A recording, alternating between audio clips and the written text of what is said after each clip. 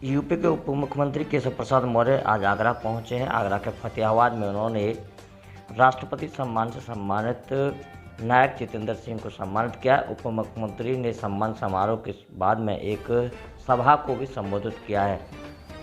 पूरे full form में दिखाई दिए उप मुख्यमंत्री केशव प्रसाद मौर्य। उन्होंने उत्तर प्रदेश की 80 के 80 लोकसभा सीटों को जीतने का दावा भी आगरा में किया है। उन्होंने कहा है कि 2014 और 2019 के चुनाव से भी ज़्यादा का समर्थन जनता का उन्हें मिल रहा है। उन्होंने कहा कि 2019 और 2014 में तो भ्रष्टाचारियों के संपत्तियों की सिर्फ जांच करने का काम योगी सरकार और मोदी सरकार के द्वारा किया गया है। अब उन पर कार्रवाई का समय आ गया है, इसलिए उन पर कार्रवाई के नाम पर जनता का समर्थन उन्हें मिल रहा है। का लक्ष्य लेकर के हम लोग काम कर रहे हैं। जनता का जैसा समर्थन हमको 2024 के लिए मिलता हुआ दिख रहा है, वह 2014 के लोकसभा चुनाव और 2019 के लोकसभा चुनाव की तुलना में ज्यादा दिखाई दे रहा है। इसलिए हम लोग 14 में जो 73 सांसद जीतने का आंकड़ा है उसको भी 24 में पार करेंगे और 80 की 80 लोकसभा सीटें जीतेंगे। विपक्ष मुद्दा विहीन है, नेता विहीन है। उनके गठबंधन की गांठ में इतनी गांठ पड़ी हुई है कि वो खोले नहीं खुल रही।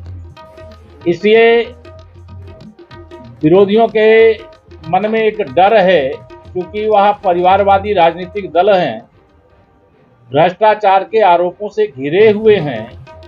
तीसरी बार मोदी सरकार आने से उनके भ्रष्टाचार की जो जांच हुई है उस पर अब कार्रवाई का भी समय आ रहा है और जनता का समर्थन भी भ्रष्टाचार के खिलाफ लड़ाई में लगातार हमें मिला है।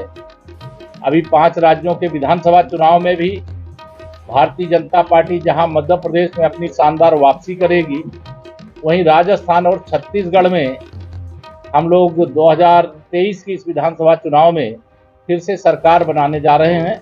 ये पूरा स्पष्ट दिखाई दे रहा है। तेलंगाना में भारतीय जनता पार्टी इतिहास का सबसे शानदार प्रदर्शन करेगी।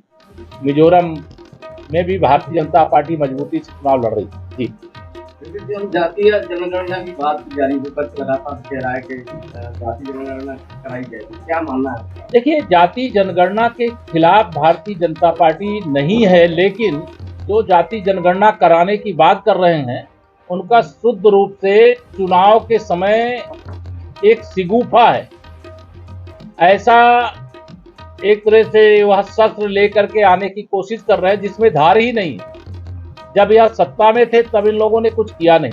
जब सत्ता में नहीं है, 2024 का लोकसभा चुनाव सामने है, तब इन्हें पिछड़े वर्ग की याद आएगी, फिर अनुसूचित वर्ग की याद आएगी, उसके बाद अनुसूचित जनजाति वर्ग की याद आएगी, फिर गरीबों की याद आएगी, फिर महिलाओं की याद आएगी। लेकिन इनकी नीयत खराब है। ये किसी के सगे नहीं है। जब सत्ता में थे किसी का ध्यान नहीं रखा, जब सत्ता से बेदखल हो गए तब इस प्रकार के यह विषय उठा रहे जिसे जनता नकार चुकी है।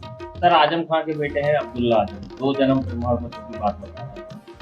आगरा के फतेहाबाद में एक सभा को संबोधित करते हुए उप मुख्यमंत्री केशव प्रसाद मौर्य ने कहा कि विपक्ष की गठबंधन की गांठ इतनी गहरी कट गई है कि वह खुलने का नाम ही नहीं ले रही है। उन्होंने कहा कि विपक्ष आपस में ही नहीं लड़ पा रहा है। इसके साथ ही केशव प्रसाद मौर्य ने कहा कि उत्तर प्रदेश के अंदर 2024 के चुनाव में भाजपा बड़ा लक्ष्य लेकर के काम कर रही है और 80 में से 80 सीटें जीत करके एक बार फिर से पूर्ण बहुमत की सरकार बनाएगी। नहीं, कितना सही है आप लोग पता करिए। शायद उनका जो मुकदमा है माननीय न्यायालय के समक्ष वह नकार दिया गया है और उनकी शायद, मैं अभी अधिकृत नहीं बोल रहा हूँ, आप देख करके, अभी वो चूंकि मामला अदालत में है और अदालत ने ही जब उसको नकार दिया है तो हमको कुछ कहने की आवश्यकता नहीं। लेकिन यह ध्यान में रहे सबके कि जो गलत करेगा वो बचेगा नहीं, वो चाहे मोहम्मद आजम खां हो और या कोई और। सर, इंडिया के बारे में क्या कहना चाहिए? इंडिया के बारे में यही कहूँगा कि भारत इस समय प्रगति के पथ पर आगे बढ़ रहा है। इंडिया के नाम पे जो तथाकथित ठगबंधन है उसका आपस में ही, मैं अभी देख रहा था कल, सपा और कांग्रेस के बीच में दूरियां बढ़ना शुरू हो गई हैं। तो खैर, हमको सपा और कांग्रेस की दोस्ती और दुश्मनी से कोई फर्क नहीं पड़ता है। यह सारे लोग 2019 में मिलकर के भाजपा के खिलाफ लड़ चुके हैं और भाजपा उस समय भी जबरदस्त प्रदर्शन किया है और देश में हम 300 से अधिक अकेले भाजपा के सांसद जीते थे और यह आंकड़ा 2024 में बढ़ेगा और 2019 से भी बड़ी विजय लोकसभा में प्राप्त करेंगे। धन्यवाद। अभी पत्रकार मित्रों फ्री कर